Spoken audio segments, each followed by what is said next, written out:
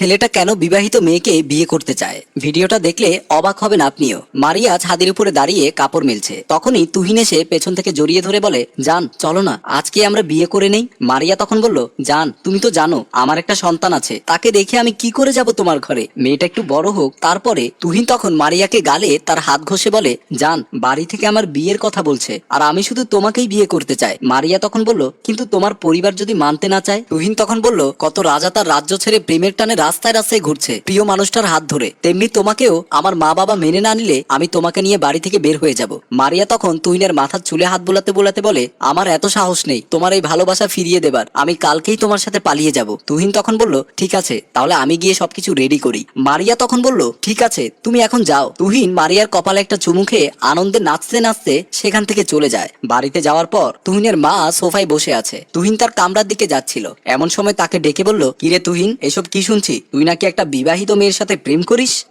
তুহিন তখন বলল, হ্যাঁ মা তুমি ঠিকই শুনেছো। তুহিনের মা তখন বলল, ছি ছি ছি, শেষে কিনা একটা বিবাহিত নারীর প্রেমে পড়লি তুই? তুহিন তখন তার মায়ের কাছে বসে বলে, দেখো মা, আমি যদি একটা অবিবাহিত মেয়েকে বিয়ে করি তাহলে আমি তার উপরে আমার প্রভুত্বতা জাহির করতে পারবো না, আর যদি বিবাহিত মেয়েকে বিয়ে করি তাহলে আমি যখন যা করতে বলবো তাই করবে। আমার পুরুষত্বটা তার সামনে জাহির করতে পারবো। তাছাড়া অবিবাহিত মেয়েদের দায়িত্ব নিতে একটু ভুল হলেই সে আমাকে কথা শোনাবে, আর বিবাহিত মেয়েটাকে আমি যেভাবে বলবো সেভাবেই চলবে, আমাকে ভয় পাবে। তুহিনের মা তখন বলল, আর আমিও ঘাড় ধরে বাড়ির সব কাজ করাতে পারবো। তুহিন তখন বলল, এই তো আমার সোনা মা, সবকিছু বুঝতে পেরেছো। তুহিনের মা তখন বলল, তাহলে কালকেই বিয়ে করে নিয়ে আয়। পরের দিন তুহিন এসে রাস্তার পাশে দাঁড়িয়ে মারিয়ার কাছে ফোন দেয়। মারিয়া তখন ফোনটা তুলে বলে, তুমি কোথায়? আমি চলে এসেছি। তুহিন তখন মারিয়াকে দেখতে পেয়ে, মারিয়া তুমি এসেছো, কেউ দেখতে পায়নি তো? মারিয়া তখন বলল, না চলো এখান থেকে। মারিয়ার তুহিন বিয়ে করে বাড়িতে যায়। তুহিনের মা তাকে রিসিভ করে নিয়ে সোফায় বসায়। তুহিনের মা তখন মারিয়াকে বলে, তুমি তো মনে হয় সাথে করে কিছু টাকা পয়সা নিয়ে এসেছো, তোমার আগের স্বামী কি করতো? মারিয়া তখন বলল, মা আমি সাথে করে কিছু নিয়ে আসতে পারিনি, শুধুমাত্র আমার কিছু গহনা ছিল সেগুলো নিয়ে এসেছি। তুহিনের মা তখন বলল, দেখি তো কি গহনা? এই বলে তুহিনের মা মারিয়ার কানের দুলগুলো ধরে বলে, বাহ খুব সুন্দর তো। তুহিন তখন বলল, মা তোমার কানের দুলগুলো পছন্দ হয়েছে? তুহিনের মা তখন বলল, খুব পছন্দ হয়েছে। তুহিন তখন মারিয়াকে বলল, কি হলো মারিয়া, তুমি এখনো হা করে আছো যে? মা তো তোমাকে বললো তোমার কানের দুলগুলো মায়ের খুব পছন্দ হয়েছে। মারিয়া কোনো কথা না বলে তার কানের দুলগুলো খুলে তার শাশুড়ির হাতে তুলে দেয়। তুহিন তখন হাসতে হাসতে বলে, আজকে থেকে তোমার উপরে আমার প্রভুত্ব শুরু।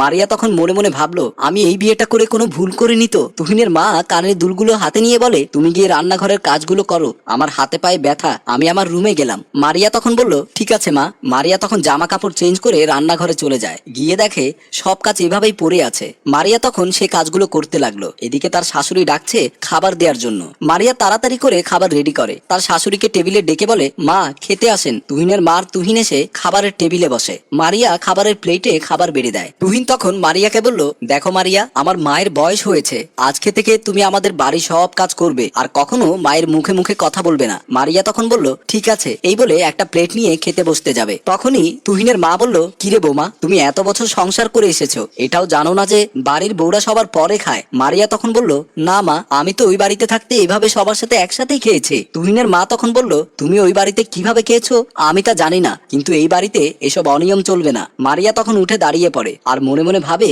আমি ওই বাড়িতে থাকতে সবার আগে ভাত খেতাম, কারণ আমি পেটের খিদা সহ্য করতে পারতাম না, আর আমার আগের জামাই আমাকে মুখে তুলে ভাত খাইয়ে দিত। আর তুহিন আমাকে নাকি এত ভালোবাসে, তবুও কিভাবে নিজে নিজে খেয়ে নিচ্ছে, একবার আমার দিকে ফিরেও তাকায় না। মা ছেলের খাওয়া শেষ হয়ে গেলে তারা চলে যায় নিজেদের রুমে। আর মারিয়া যেই না খেতে যাবে, গিয়ে দেখে তার জন্য কোনো খাবারই বাকি রাখেনি। এত বড় রাত কি করে না খেয়ে কাটাবে তা সে বুঝতে পারছে না। এক গ্লাস পানি খেয়ে বসে আছে। তখনই তুহিন এসে মারিয়াকে টেনে হিঁচড়ে তার রুমে নিয়ে যায় তার শরীরের খিদা মেটানোর জন্য। এদিকে তার বিবাহিত বউ যে না খেয়ে আছে তার কোনো খবর নেই। মারিয়া তখন তুহিনকে বলে, তুহিন তুমি আমার সাথে এমন করছো কেন? তুহিন তখন মারিয়াকে খাটে শুয়ে জোর করে শরীরের খিদা মিটায়, তবুও মারিয়ার কোনো কথা সে শুনতে রাজি না। এভাবে দিন যায় রাত আসে। মারিয়ার সুন্দর যৌবনে না খেতে খেতে জং ধরে গেছে। তার উপরে তুহিন তার প্রভুত্ব জাহির করতে সক্ষম হয়েছে, কারণ মারিয়া তার অন্যায়ের প্রতিবাদ করে না ভয়ে। যদি তুহিন তাকে ছেড়ে দেয় তাহলে সে কোথায় যাবে? যাওয়ার আর কোনো জায়গা নেই। একদিন বিকেলে মারিয়া বাজার করে রাস্তা দিয়ে আসছে। তখনই তার আগের স্বামী রতন মারিয়াকে ডেকে বলছে, তুমি সেই মারিয়া না